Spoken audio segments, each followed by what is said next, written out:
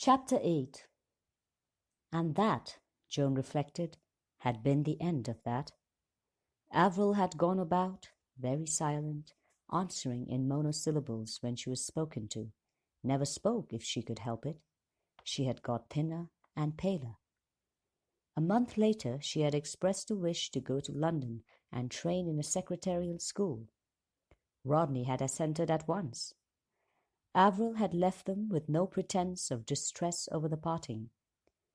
When she had come home on a visit 3 months later, she had been quite normal in manner and had seemed, from her account, to be having quite a gay life in London. Joan was relieved and expressed her relief to Rodney. "The whole thing has blown over completely. I never thought for a moment it was really serious. Just one of those silly fancies girls get." Rodney looked at her, smiled and said, "Poor little Joan." That phrase of his always annoyed her. "Well, you must admit it was worrying at that time." "Yes," he said, "it was certainly worrying." "But it wasn't your worry, was it, Joan?" "What do you mean? Anything that affects the children upsets me far more than it upsets them." "Does it?" Rodney said. "I wonder." It was true, Joan thought, that there was now a certain coldness between Avril and her father. They had always been such friends. Now there seemed little except formal politeness between them. On the other hand, Avril had been quite charming in her cool, non-committal way to her mother. "I expect," thought Joan, "that she appreciates me better now that she doesn't live at home." She had certainly welcomed Avril's visits. Avril's cool, good sense seemed to ease things in the household. Barbara was now grown up and was proving difficult. Joan was increasingly distressed by her younger daughter's choice of friends. She seemed to have no kind of discrimination. There were plenty of nice girls in Crayminster, but Barbara, out of sheer perversity it seemed, would have none of them. "They're so hideously dull, Mother."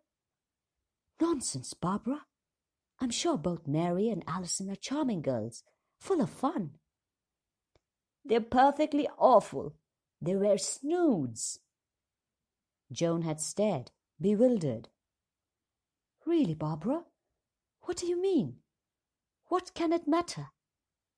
"It does. It's a kind of symbol." "I think you're talking nonsense, darling. There's Pamela Grayling. Her mother used to be a great friend of mine. Why not go about her with a bit more?" "Oh, Mother, she's hopelessly dreary, not amusing a bit." "Well, I think they're all very nice girls." "Yes, nice and deadly. And what does it matter what you think?" "That's very rude, Barbara." "Well, what I mean is, you don't have to go about with them. So it's what I think matters. I like Betty Earle and Primrose Dean, but you always stick your nose in the air when I bring them to tea." "Well, frankly, darling, they are rather dreadful. Betty's father runs those awful Charbon tours and simply hasn't got an H." "He's got lots of money, though." "Money isn't everything, Barbara." "The whole point is, Mother, can I choose my own friends or can't I?" "Of course you can, Barbara, but you must let yourself be guided by me. You are very young still."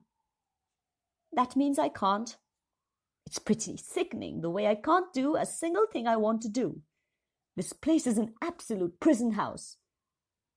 And it was just then that Rodney had come in and had said, "What's a prison house?" Barbara cried out, "Home is." And instead of taking the matter seriously, Rodney had simply laughed and had said teasingly, "Poor little Barbara, treated like a black slave." "Well, I am." "Quite right, too. I approve of slavery for our daughters." And Barbara had hugged him and said breathlessly, "Darling Dad, you're so ridiculous. I never can be annoyed with you for long."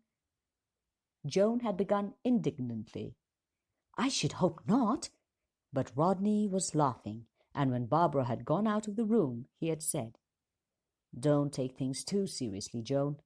Young fillies have to kick up their heels a bit." "But these awful friends of hers—" "A momentary phase of liking the flamboyant. It will pass. Don't worry, Joan." Very easy, Joan had thought indignantly, to say, "Don't worry." What would happen to them all if she didn't worry? Rodney was far too easygoing, and he couldn't possibly understand a mother's feelings. Yet, trying as Barbara's choice of girlfriends had been, it was as nothing to the anxiety occasioned by the men she seemed to like. George Harmon and that very objectionable young Wilmore, not only a member of the rival solicitor's firm, a firm that undertook the more dubious legal business of the town, but a young man who drank too much, talked too loudly, and was too fond of the race-track. It was with young Wilmore that Barbara had disappeared from the town hall on the night of the Christmas charity dance, and had reappeared 5 dances later, sending a guilty but defiant glance towards where her mother was sitting. They had been sitting out, it seemed, on the roof, a thing that only fast girls did, so Joan told Barbara, and it had distressed her very much. "Don't be so Edwardian, Mother, it's absurd." "I'm not at all Edwardian, and let me tell you, Barbara, a lot of the old ideas about chaperonage are coming back into favour. Girls don't go about with young men as they did 10 years ago." "Really, Mother, anyone would think I was going off weekending with Tom Wilmore." "Don't talk like that, Barbara. I won't have it." "And I heard you were seen in the Dog and Duck with George Harmon." "Oh, we were just doing a pub crawl." "Well, you're far too young to do anything of the kind. I don't like the way girls drink spirits nowadays." "I was only having beer. Actually, we were playing darts." "Well, I don't like it, Barbara, and what's more, I won't have it. I don't like George Harmon or Tom Wilmore, and I won't have them in the house any more. Do you understand?" "Okay, Mother. It's your house." "Anyway, I don't see what you like in them." Barbara shrugged her shoulders. "Oh, I don't know. They're exciting." "Well, I won't have them asked to the house. Do you hear?" After that, Joan had been annoyed when Rodney brought young Harmon home to Sunday supper one night. It was, she felt, so weak of Rodney. She herself put on her most glacial manner, and the young man seemed suitably abashed, in spite of the friendly way Rodney talked to him and the pains he took to put him at his ease. George Harmon alternately talked too loud or mumbled, boasted, and then became apologetic. Later that night, Joan took Rodney to task with some sharpness. "Surely you must realize I've told Barbara I wouldn't have him here." "I knew, Joan, but that's a mistake. Barbara has very little judgment. She takes people at their own valuation. She doesn't know the shoddy from the real. Seeing people against an alien background, she doesn't know where she is. That's why she needs to see people against her own background. She's been thinking of young Harmon as a dangerous and dashing figure, not just a foolish and boastful young man who drinks too much and has never done a proper day's work of his life." "I could have told her that." Rodney smiled. "Oh, Joan, dear, nothing that you and I say is going to impress the younger generation." The truth of that was made plain to Joan when Avril came down on one of her brief visits.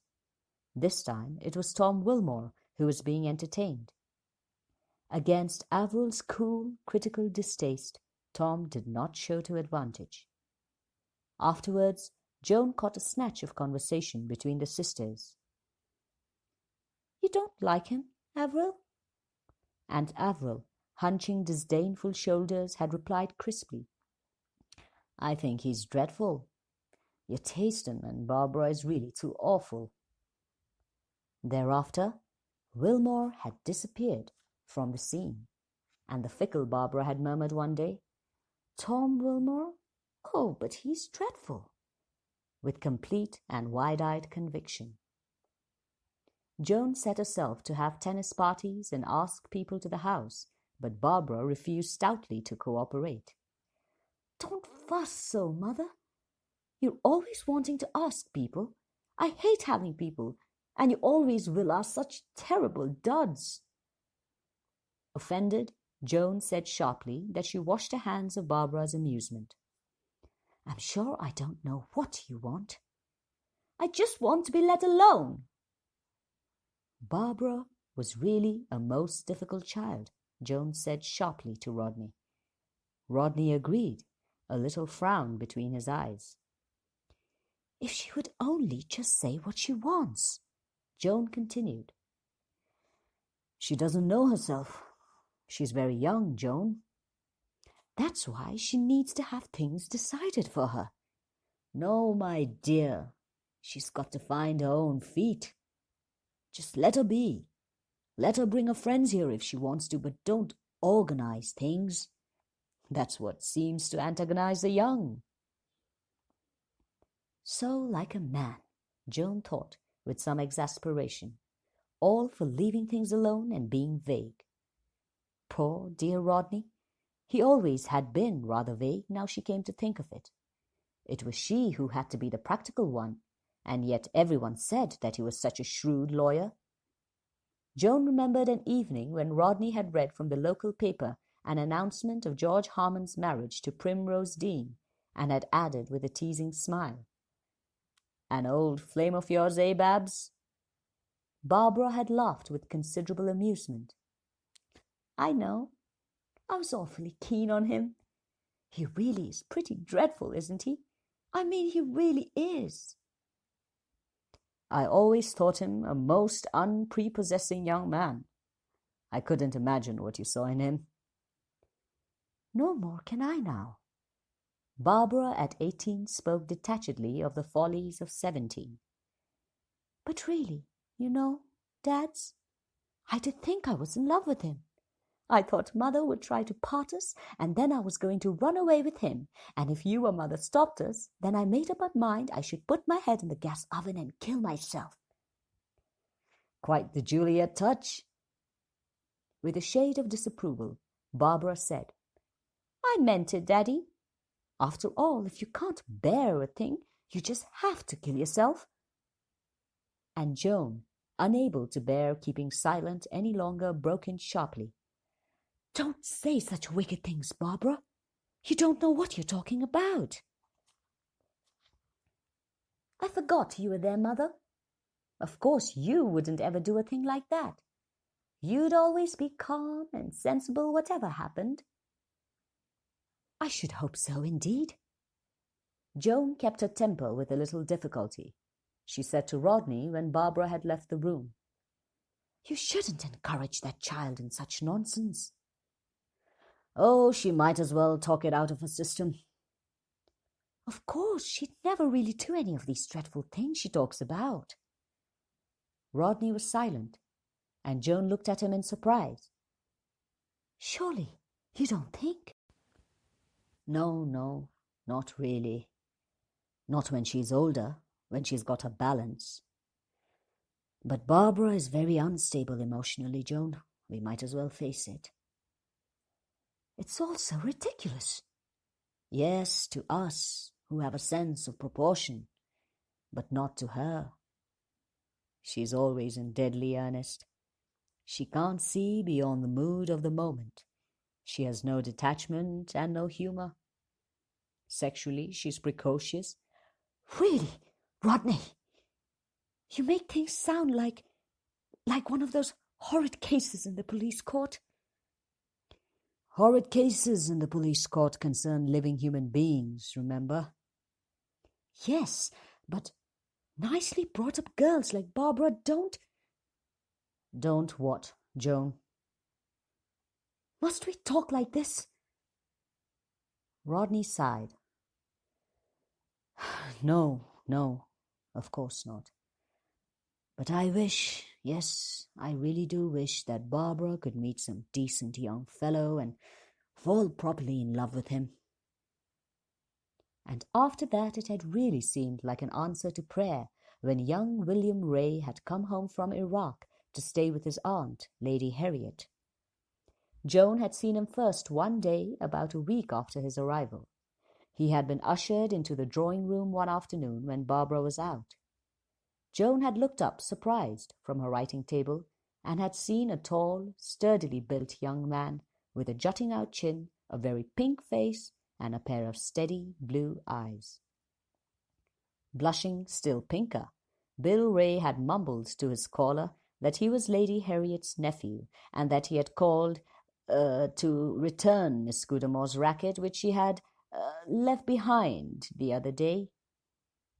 Joan pulled her wits together and greeted him graciously. Barbara was so careless, she said, left her things all over the place. Barbara was out at the moment, but probably she would be back before long. Mr. Ray must stay and have some tea. Mr. Ray was quite willing, it seemed, so Joan rang the bell for tea and inquired after Mr. Ray's aunt. Lady Harriet's health occupied about 5 minutes, and then conversation began to halt a little. Mr. Ray was not very helpful. He remained very pink in the face and sat very bolt upright, and had a vague look of suffering some internal agony. Luckily, tea came and made a diversion. Joan was still prattling kindly, but with a slight sense of effort, when Rodney, much to her relief, returned a little earlier than usual from the office. Rodney was very helpful. He talked of Iraq, drew the boy out with some simple questions, and presently some of Bill Ray's agonized stiffness began to relax. Soon he was talking almost easily. Presently Rodney took him off to his study. It was nearly 7 o'clock when Bill, still it seemed reluctantly, took his departure. "Nice lad," said Rodney. "Yes, quite. Rather shy." "Decidedly." Rodney seemed amused. "But I don't think he's usually quite so diffident." "What a frightfully long time he stayed." "Over 2 hours." "You must be terribly tired, Rodney." "Oh, no. I enjoyed it. He's got a very good headpiece, that boy, and rather an unusual outlook on things. The philosophic bent of mind. He's got character as well as brains. Yes, I liked him." "He must have liked you, to stay talking as long as he did." Rodney's look of amusement returned. "Oh, he wasn't staying to talk to me. He was hoping for Barbara's return." "Come, Joan, don't you know love when you see it? The poor fellow was stiff with embarrassment. That's why he was as red as a beetroot. It must have taken a great effort for him to nerve himself to come here. And when he did, no glimpse of his lady. Yes, one of those cases of love at first sight." Presently, when Barbara came hurrying into the house just in time for dinner, Joan said, "One of your young men has been here, Barbara. Lady Harriet's nephew. He brought back your racket." "Oh, Bill Ray? So he did find it. It seemed to have disappeared completely the other evening." "He was here some time," said Joan. "Pity I missed him. I went to the pictures with the crabs. A frightfully stupid film. Did you get awfully bored with Bill?" "No," said Rodney. "I liked him. We talked Near Eastern politics. You'd have been bored, I expect." "I like to hear about queer parts of the world. I'd love to travel. I get so fed up always staying in Crayminster. At any rate, Bill is different." "You can always train for a job," suggested Rodney. "Oh, a job!" Barbara wrinkled up her nose. "You know, Dads, I'm an idle devil. I don't like work." No more do most people, I suspect, said Rodney. Barbara rushed at him and hugged him. You work much too hard. I've always thought so. It's a shame. Then, releasing her hold, she said, I'll give Bill a ring. He said something about going to the point over at Marston. Rodney stood looking after her as she walked away towards the telephone at the back of the hall. It was an odd look, questioning, uncertain. He had liked Bill Ray. Yes, undoubtedly he had liked Bill from the first. Why, then, had he looked so worried, so harassed, when Barbara had burst in and announced that she and Bill were engaged and they meant to be married at once so that she could go back to Baghdad with him? Bill was young, well connected with money of his own and good prospects. Why then did Rodney demur and suggest a longer engagement? Why did he go about frowning, looking uncertain and perplexed? And then, just before the marriage, that sudden outburst, that insistence that Barbara was too young? Oh well, Barbara had soon settled that objection, and 6 months after she had married her Bill and departed for Baghdad, Avril in her turn had announced her engagement to a stockbroker, a man called Edward Harrison Wilmot. He was a quiet, pleasant man of about 34 and extremely well off. So really, thought Joan, everything seemed to be turning out splendidly. Rodney was rather quiet about Avril's engagement, but when she pressed him, he said, Yes, it's the best thing. He's a nice fellow. After Avril's marriage, Joan and Rodney were alone in the house.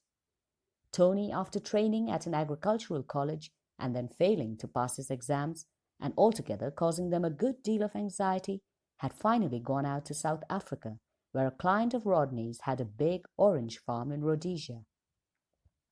Tony wrote them enthusiastic letters, though not very lengthy ones. Then he had written and announced his engagement to a girl from Durban.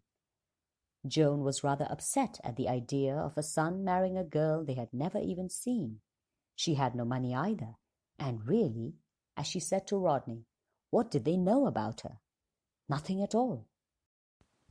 Rodney said that it was Tony's funeral and that they must hope for the best. She looked a nice girl, he thought, from the photographs Tony had sent, and she seemed willing to begin with Tony in a small way up in Rhodesia. And I suppose they'll spend their entire lives out there and hardly ever come home? Tony ought to have been forced to go into the farm. I said so at the time. Rodney had smiled and said that he wasn't very good at forcing people to do things. No, but really, Rodney, you ought to have insisted. He would soon have settled down. People do. Yes, Rodney said, that was true. But it was, he thought, too great a risk. Risk? Joan said she didn't understand. What did he mean by risk? Rodney said he meant the risk that the boy mightn't be happy. Joan said she sometimes lost patience with all this talk of happiness. Nobody seemed to think of anything else. Happiness wasn't the only thing in life. There were other things much more important. Such as? Rodney had asked. Well, Joan said, after a moment's hesitation. Duty, for instance. Rodney said that surely it could never be a duty to become a solicitor. Slightly annoyed, Joan replied that he knew perfectly what she meant. It was Tony's duty to please his father and not disappoint him. Tony hasn't disappointed me. But surely, Joan exclaimed, Rodney didn't like his only son being far away half across the world, living where they could never see the boy. No, said Rodney with a sigh. I must admit that I miss Tony very much. He was such a sunny, cheerful creature to have about the house. Yes, I miss him. That's what I say. You should have been firm. After all, Joan, it's Tony's life, not ours. Ours is over and done with, for better or worse. The active part of it, I mean. Yes, well, I suppose that's so, in a way. She thought a minute, and then she said, well, it's been a very nice life, and still is, of course. I'm glad of that. He was smiling at her.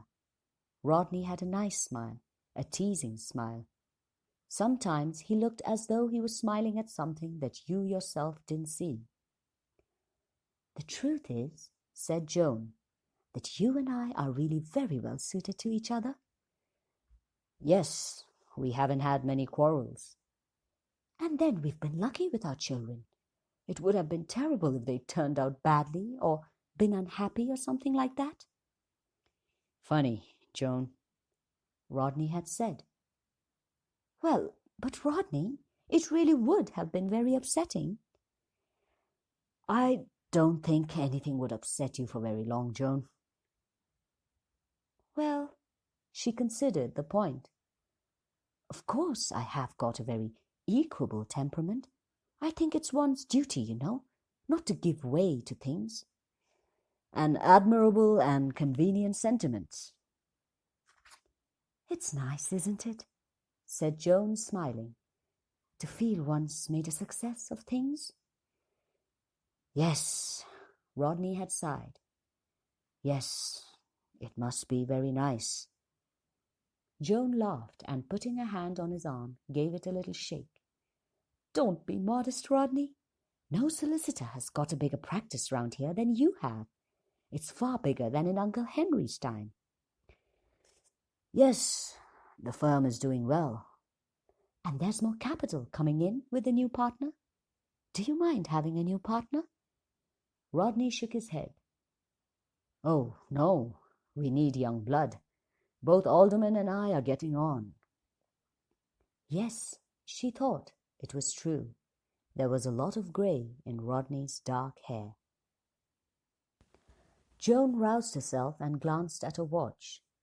The morning was passing quite quickly, and there had been no recurrence of those distressing, chaotic thoughts which seemed to force themselves into her mind so inopportunely. Well, that showed, didn't it?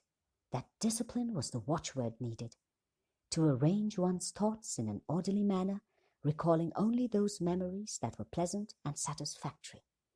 That is what she had done this morning, and see how quickly the morning had passed. In about an hour and a half it would be lunchtime. Perhaps she had better go out for a short stroll, keeping quite near the rest house. That would just make a little change before coming in to eat another one of those hot, heavy meals. She went into the bedroom, put on a double felt hat, and went out. The Arab boy was kneeling on the ground, his face turned towards Mecca, and was bending forward and straightening himself, uttering words in a high nasal chant. The Indian, coming up unseen, said instructively just behind Joan's shoulder, "Him make midday prayer." Joan nodded.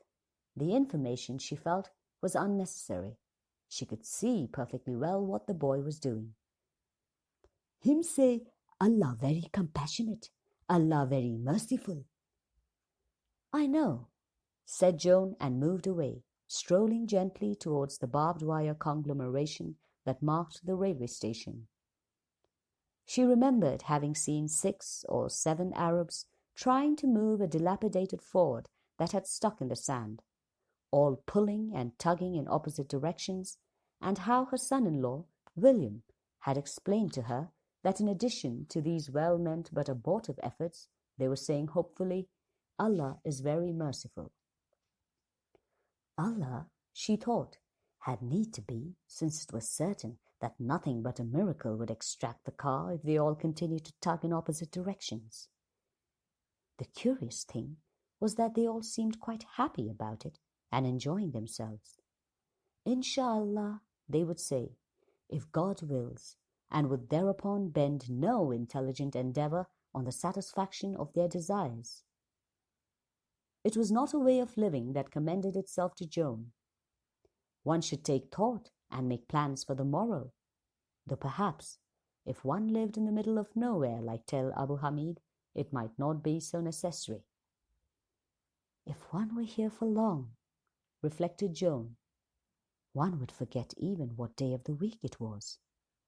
And she thought, let me see, today's Thursday. Yes, Thursday. I got here on Monday night.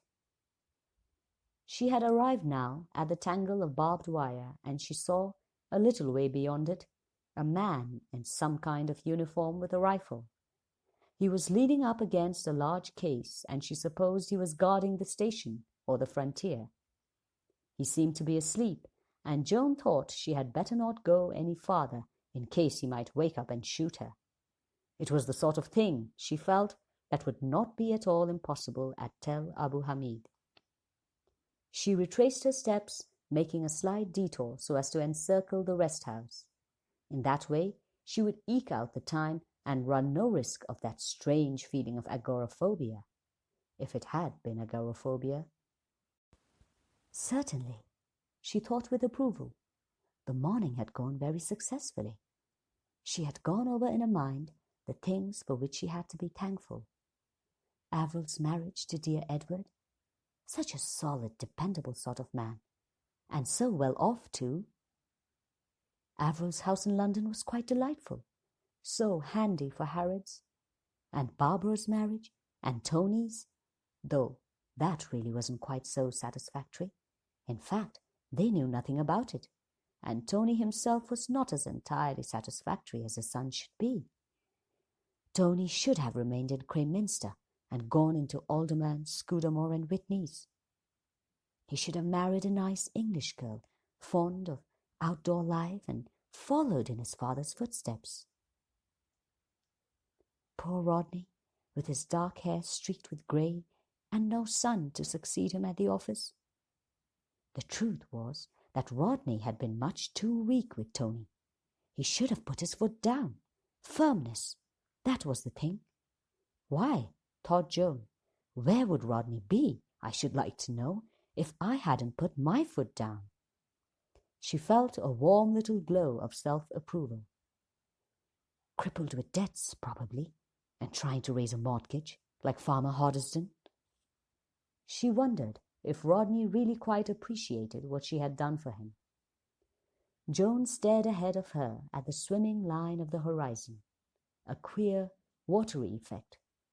Of course, she thought. Mirage. Yes, that was it. Mirage. Just like pools of water in the sand. Not at all one thought of as mirage. She had always imagined trees and cities, something much more concrete. But even this unspectacular watery effect was queer. It made one feel, what was reality? Mirage, she thought. Mirage. The word seemed important. What had she been thinking of? Oh, of course, Tony, and how exceedingly selfish and thoughtless he had been. It had always been extremely difficult to get at Tony. He was so vague, so apparently acquiescent, and yet, in his quiet, amiable, smiling way, he did exactly as he liked. Tony had never been quite so devoted to her as she felt a son ought to be to his mother. In fact, he really seemed to care for his father most. She remembered how Tony, as a small boy of 7, in the middle of the night, had entered the dressing room where Rodney was sleeping, and had announced quietly and unromantically, "I think, father, I must have eaten a toadstool instead of a mushroom, because I have a very bad pain, and I think I am going to die. So I have come here to die with you." Actually, it had been nothing to do with toadstools or mushrooms. It had been acute appendicitis, and the boy had been operated on within 24 hours.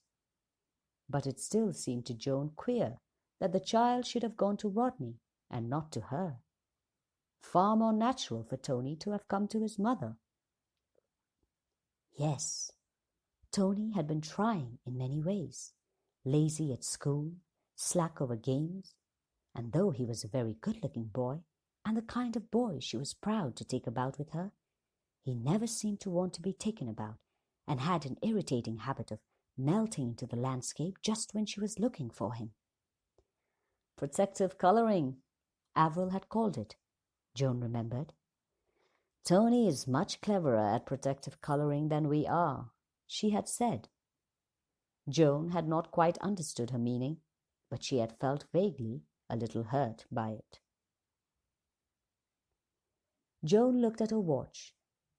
No need to get too hot walking. Back to the rest house now. It had been an excellent morning. No incidents of any kind, no unpleasant thoughts, no sensations of agoraphobia. Really, some inner voice in her exclaimed, "You are talking just like a hospital nurse." What do you think you are, Joan Scudamore? An invalid? A mental case? And why do you feel so proud of yourself and yet so tired? Is there anything extraordinary in having passed a pleasant, normal morning? She went quickly into the rest house and was delighted to see that there were tinned pears for lunch as a change. After lunch, she went and lay down on her bed. If she could sleep until tea time. But she did not feel even inclined to sleep. Her brain felt bright and wakeful. She lay there with closed eyes, but her body felt alert and tense, as though it were waiting for something, as though it were watchful, ready to defend itself against some lurking danger. All her muscles were taut. I must relax, Joan thought. I must relax. But she couldn't relax. Her body was stiff and braced. Her heart was beating a little faster than was normal. Her mind was alert and suspicious. The whole thing reminded her of something. She searched, and at last the right comparison came to her. A dentist's waiting room. The feeling of something definitely unpleasant just ahead of you. The determination to reassure yourself, to put off thinking of it, and the knowledge that each minute was bringing the ordeal nearer. But what ordeal? What was she expecting? What was going to happen? The lizards, she thought, have all gone back into their holes. That's because there's a storm coming. The quiet before a storm. Waiting, waiting. Good heavens, she was getting quite incoherent again. Miss Gilby. Discipline. A spiritual retreat. A retreat. She must meditate. There was something about repeating Om. Theosophy? Or Buddhism? No, stick to her own religion. Meditate on God. On the love of God. God, our Father, which art in heaven. Her own father, his squarely trimmed navel brown beard, his deep piercing blue eyes, his liking for everything to be trim and shipshape in the house. A kindly martinet, that was a father, a typical retired admiral. And her mother? Tall, thin, vague, untidy, with a careless sweetness that made people, even when she most exasperated them, find all kinds of excuses for her. Her mother going out to parties with odd gloves and a crooked skirt and a hat pinned askew to a bun of iron grey hair, and happily and serenely unconscious of anything amiss about her appearance. And the anger of the admiral, always directed on his daughters, never on his wife. Why can't you girls look after your mother? What do you mean by letting her go out like that? I will not have such slackness, he would roar. And the three girls would say submissively, No, father. And afterwards to each other, It's all very well, but really, mother is impossible. Joan had been very fond of her mother, of course, but her fondness had not blinded her to the fact that her mother was really a very tiresome woman. Her complete lack of method and consistency hardly atoned for by her gay responsibility and warm-hearted impulsiveness. It had come as quite a shock to Joan, clearing up her mother's papers after her mother's death, to come across a letter from her father, written on the 20th anniversary of their marriage. I grieve deeply that I cannot be with you today, dear heart. I would like to tell you in this letter all that your love has meant to me all these years, and how you are more dear to me today than you have ever been before. Your love has been the crowning blessing of my life, and I thank God for it, and for you. Somehow, she had never realized that her father felt quite like that about her mother. Joan thought, Rodney and I will have been married 25 years this December, our silver wedding.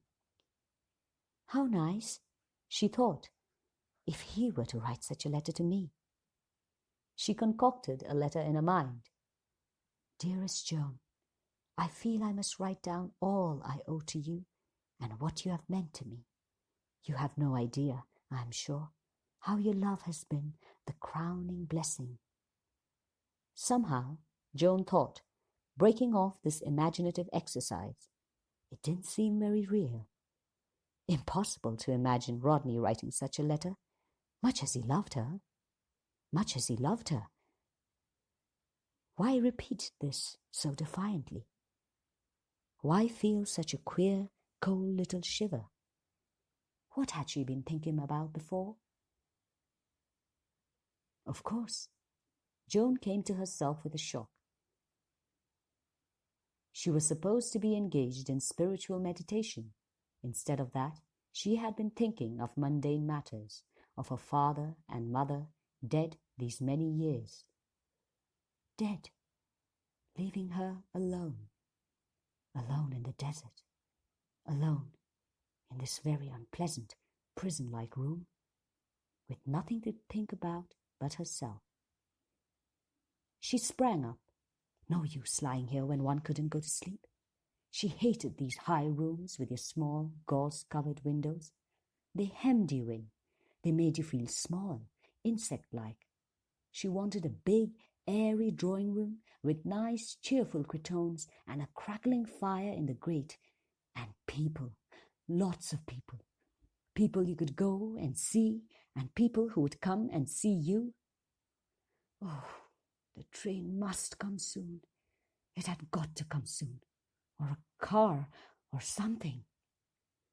I can't stay here, said Joan aloud. I can't stay here. Talking to yourself, she thought, that's a very bad sign. She had some tea and then she went out. She didn't feel she could sit still and think. She would go out and walk, and she wouldn't think. Thinking. That was what upset you. Look at these people who lived in this place. The Indian, the Arab boy, the cook. She felt quite sure they never thought. Sometimes I sits and thinks, and sometimes I just sits. Who had said that? What an admirable way of life. She wouldn't think. She would just walk. Not too far away from the rest house, just in case. Well, just in case.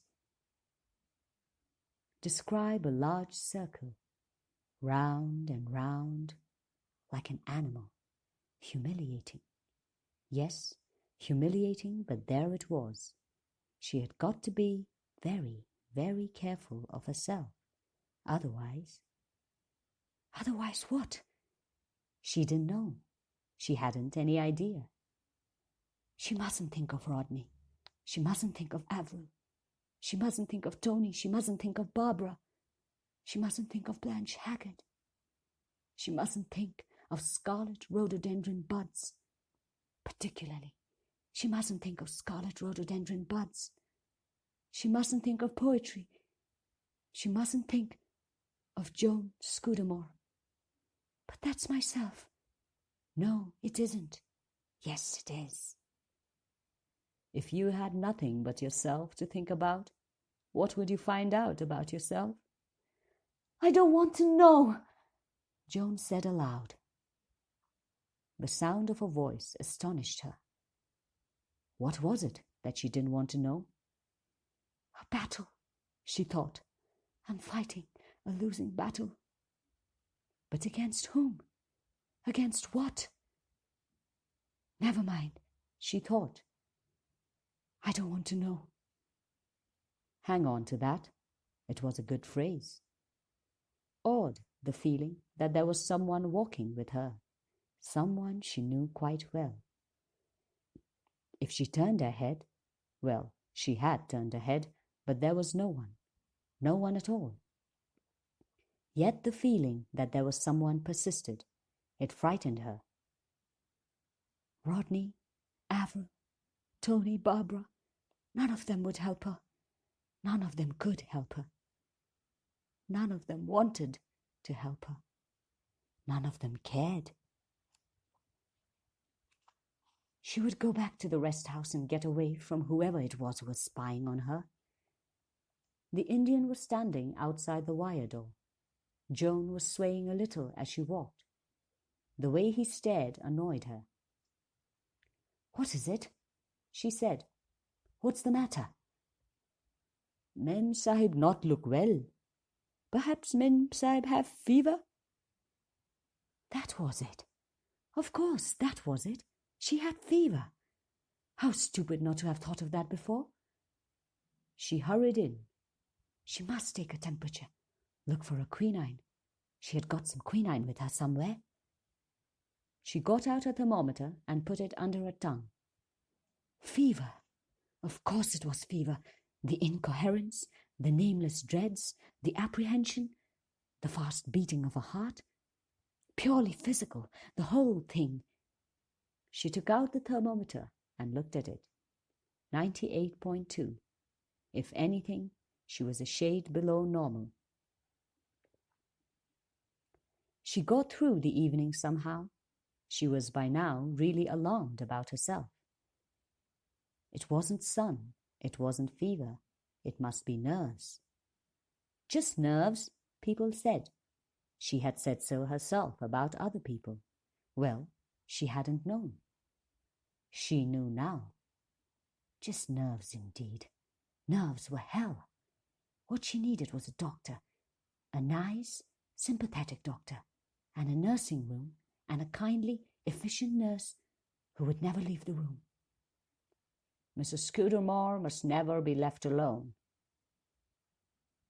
What she had got was a whitewashed prison in the middle of a desert, a semi-intelligent Indian, a completely imbecile Arab boy, and a cook who would presently send in a meal of rice and tinned salmon and baked beans and hard-boiled eggs. All wrong, thought Joan. Completely the wrong treatment for my sort of case. After dinner, she went to her room and looked at an aspirin bottle. There were 6 tablets left. Recklessly, she took them all. It was leaving her nothing for tomorrow, but she felt she must try something. Never again, she thought, will I go travelling without some proper sleeping stuff with me. She undressed and lay down apprehensively. Strangely enough, she fell asleep almost immediately. That night she dreamt that she was in a big prison building with winding corridors. She was trying to get out, but she couldn't find the way. And yet, all the time, she knew quite well that she did know it. You've only got to remember, she kept saying to herself earnestly. You've only got to remember. In the morning, she woke up feeling quite peaceful, though tired. You've only got to remember, she said to herself. She got up and dressed and had breakfast. She felt quite all right, just a little apprehensive, that was all. I suppose it will all start soon again, she thought to herself. Oh well, there's nothing I can do about it. She sat inertly in a chair. Presently she would go out, but not just yet. She wouldn't try to think about anything in particular, and she wouldn't try not to think. Both were much too tiring. She would just let herself drift. The outer offices of Alderman, Scudamore and Whitney, the deed boxes labelled in white, estate of Sir Jasper Ffoulkes, deceased, Colonel Etchingham Williams, just like stage properties. Peter Sherston's face, looking up bright and eager from his desk. How very like his mother he was. No, not quite. He had Charles Sherston eyes, that quick, shifty, sideways look. I wouldn't trust him too far if I was Rodney, she had thought. Funny that she should have thought that. After Leslie Sherston's death, Sherston had gone completely to pieces. He had drunk himself to death in record time. The children had been salvaged by relations. The third child, a little girl, had died 6 months after its birth. John, the eldest boy, had gone into woods and forests. He was somewhere out in Burma now. Joan remembered Leslie and her hand-printed linen covers. If John was like his mother and had a desire to see things that grew fast, he must be very happy now. She had heard that he was doing very well. Peter Sherston had come to Rodney and had expressed his desire to be taken into the office. "My mother told me she was sure you would help me, sir." An attractive, forthright boy, smiling, eager, always anxious to please. The more attractive, Joan had always thought, of the two. Rodney had been glad to take the boy. It had made up to him a little, perhaps, for the fact that his own son had preferred to go overseas and had cut himself off from his family. In time, perhaps, Rodney might have come to look upon Peter almost as a son. He was often at the house and was always very charming to Joan. Easy, attractive manners, not quite so unctuous as his father's had been. And then one day, Rodney had come home looking worried and ill. In response to her questions, he had replied impatiently that it was nothing at all. But about a week later, he mentioned that Peter was leaving, had decided to go to an aircraft factory. "Oh, Rodney, and you've been so good to him, and we both liked him so much." "Yes, an attractive lad." "What was the trouble? Was he lazy?" "Oh, no. He's a good head for figures and all that sort of thing." "Like his father?" "Yes, like his father. But all these lads are attracted to the new discoveries, flying, that kind of thing." But Joan was not listening. Her own words had suggested to her a certain train of thought. Peter Sherston had left very suddenly. "Rodney, there wasn't anything wrong, was there?" "Wrong? What do you mean?" "I mean, well, like his father. His mouth is like Leslie's, but he's got that funny, shifty look in his eyes that his father always had." "Oh, Rodney, it's true, isn't it? He did do something." Rodney said slowly, "There was just a little trouble." "Over the accounts? He took money." "I'd rather not talk about it, Joan. It was nothing important." "Crooked like his father. Isn't heredity queer?" "Very queer. It seems to work the wrong way." "You mean he might just as well have taken after Leslie? Still, she wasn't a particularly efficient person, was she?"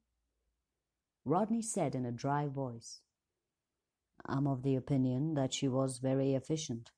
She stuck to her job and did it well." "Poor thing," Rodney said irritably. "I wish you wouldn't always pity her. It annoys me." "But Rodney, how unkind of you. She really had an awfully sad life." "I never think of her that way." "And then her death."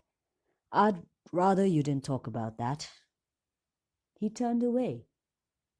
Everybody thought Joan was afraid of cancer. They flinched away from the word. They called it, if possible, something else. A malignant growth, a serious operation, an incurable complaint, something internal. Even Rodney didn't like the mention of it. Because after all, one never knew. 1 in every 12, wasn't it, died of it? And it often seemed to attack the healthiest people who had never had anything else the matter with them. Joan remembered the day that she heard the news from Mrs. Lambert in the market square. "My dear, have you heard? Poor Mrs. Shurston." "What about her?" "Dead." With gusto, and then the lowered voice. "Internal, I believe. Impossible to operate. She suffered terrible pain, I hear, but very plucky. Kept on working until only a couple of weeks before the end, when they really had to keep her under morphia. My nephew's wife saw her only 6 weeks ago. She looked terribly ill and was as thin as a rail, but she was just the same, laughing and joking. I suppose people just can't believe they can never get well. Oh, well, she had a sad life, poor woman. I dare say it's a merciful release." Joan had hurried home to tell Rodney, and Rodney had said quietly, yes, he knew. He was the executor of a will, he said, and so they had communicated with him at once. Leslie Shurston had not had very much to leave. What there was to be divided between her children. The clause that did excite Crayminster was the direction that a body should be brought to Crayminster for burial. Because, so ran the will, I was very happy there. So Leslie Adeline Shurston was laid to rest in the churchyard of St. Mary's, Crayminster. An odd request, some people thought, considering that it was in Crayminster that a husband had been convicted of fraudulent appropriation of bank funds. But other people said that it was quite natural. She had had a happy time there before all the trouble, and it was only natural that she should look back on it as a kind of lost Garden of Eden. Poor Leslie! A tragic family altogether, for young Peter, after training as a test pilot, had crashed and been killed. Rodney had been terribly cut up about it. In a queer way, he seemed to blame himself for Peter's death. "But really, Rodney, I don't see how you make that out. It was nothing to do with you." "Leslie sent him to me. She told him that I would give him a job and look after him." "Well, so you did. You took him into the office." "I know." "And he went wrong, and you didn't prosecute him or anything? You made up the deficit yourself, didn't you?" Yes, it isn't that. Don't you see? That's why Leslie sent him to me, because she realized that he was weak, that he had Shurston's untrustworthiness. John was all right. She trusted me to look after Peter, to guard the weak spot. He was a queer mixture. He had Charles Shurston's crookedness and Leslie's courage. Armadale's wrote me that he was the best pilot they'd had. Absolutely fearless and a wizard. That's how they phrased it, with planes. And the boy volunteered, to try out a new secret device on a plane. It was known to be dangerous, and that's how he was killed. Well, I call that very creditable indeed. Rodney gave a short, dry laugh. "Oh, yes, Joan? But would you say that so complacently if it was your own son who had been killed like that? Would you be satisfied for Tony to have a creditable death?" Joan stared. "But Peter wasn't our son. It's entirely different." "I'm thinking of Leslie, of what she would have felt." Sitting in the rest house, Joan shifted a little in her chair. Why had the Shurstons been so constantly in her thoughts ever since she had been here? She had other friends who meant much more to her than any of the Shurstons had ever done. She had never liked Leslie so very much, only felt sorry for her. Poor Leslie, under a marble slab. Joan shivered. "I'm cold," she thought. "I'm cold. Somebody's walking over my grave." But it was Leslie Shurston's grave she was thinking about. It's cold in here, she thought. Cold and gloomy. I'll go out in the sunlight. I don't want to stay here any longer. The churchyard and Leslie Shurston's grave, and the scarlet, heavy rhododendron bud that fell from Rodney's coat. Rough winds do shake the darling buds of May.